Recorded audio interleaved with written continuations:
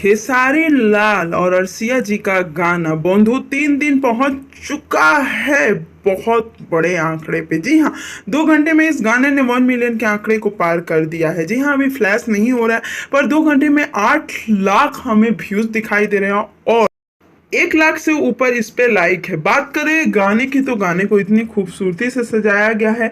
गाने पे लाइक और व्यूज से आप अनुमान लगा सकते हैं कि गाना कितना बड़ा बवाल करने वाला है। कुछ अंदर की फैक्ट बताने वाली हूँ, कुछ बातें बताने वाली हूँ कि क्या ये गाना डिलीट कर दिया जाएगा या नहीं।